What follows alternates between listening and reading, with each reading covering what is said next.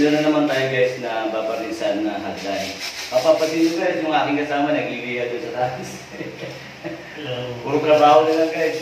Kaya itong bahay na to guys ay bahay namin.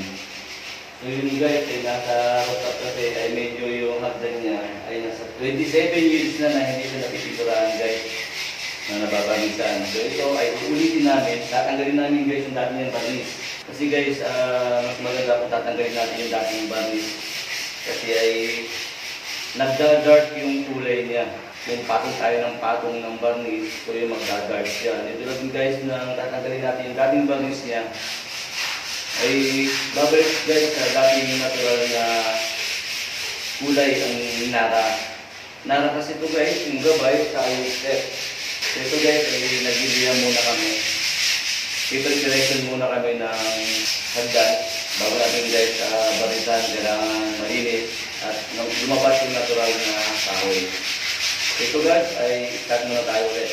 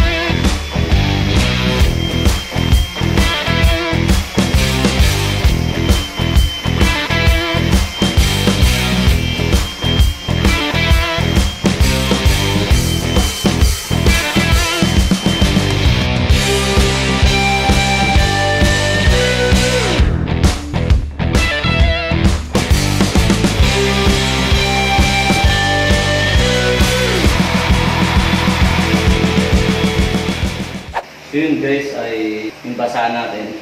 Lagyan natin guys ng thinner para matanggal natin yung mga alikabok. Ito guys ay inalihan na natin itong naranang hagdan. So pagkalihan natin guys ay punasan natin ng lacquer thinner, acrylic thinner para yung mga alikabok niya at saka yung dati niyang haspi ay magsarado. So ito guys, yun guys ang ating acrylic thinner.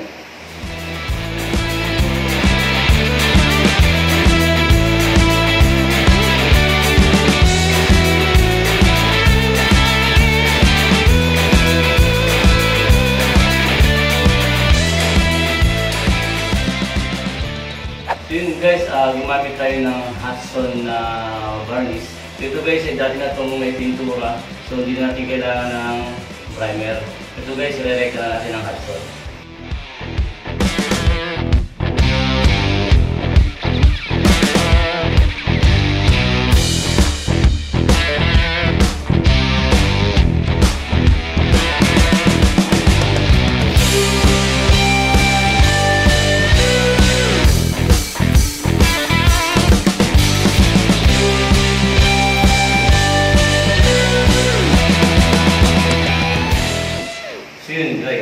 Balisan natin guys yung nut guys. So ito ang ginawa ko guys ay niliha ko yung pinaka varnish niya at nagpanibago tayo ng varnish. So ang ginamit natin guys ay Hudson varnish, yung polyurethane na varnish.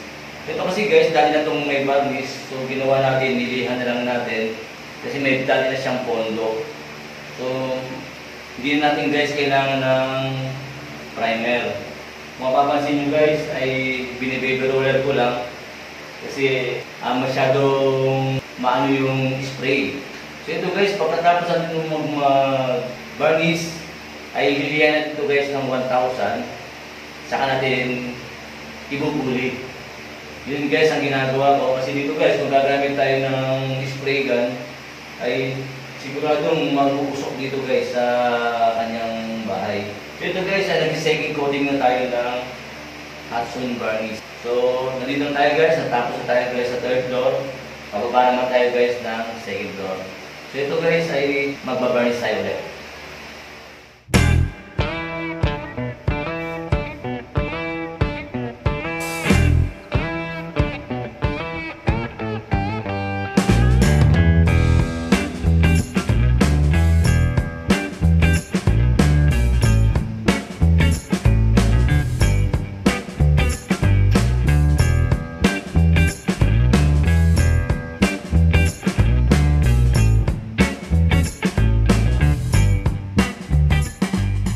So yun mga garahe, malapit natin guys matapos yung ginagawa natin hagdan. So ito guys, binarisan natin to at nilihan natin guys. Umpisa guys, nilihan muna natin yung hagdan kasi ito guys, yung kahoy na to ay nara. So ang ginagamit ko dito guys ay natural varnish lang ang ginamit ko dito. So hot zone ang tatak niya guys.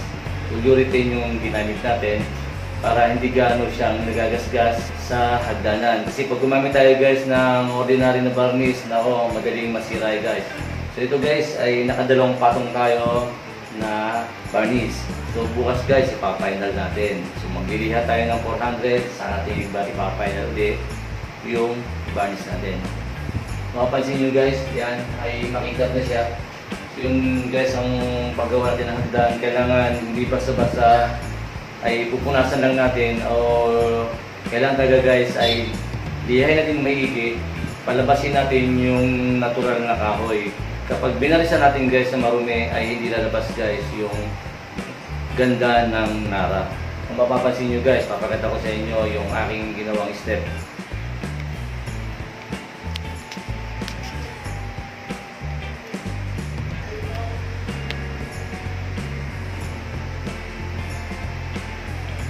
So yun guys, naipakita ko sa inyo yung aking binarisan guys. Kung mapapansin nyo, napakalinaw ng haspi ng kahoy.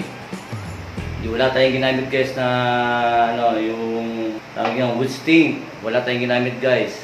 Natural varnish lang guys ang ginamit natin. Kung mapapansin nyo guys, ito yung ating varnish, napakalinaw.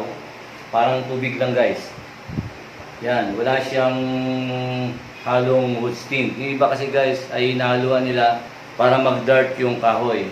So ito guys, mapapansin nyo, wala tayong hinalo na wood stain. Kasi guys, pagdating guys ng mga ilang taon, makikita nyo, nagkakaroon na siya ng kulay. Gumaganda guys ang varnish. So ito guys ay pahinga muna tayo at bukas ulitin natin.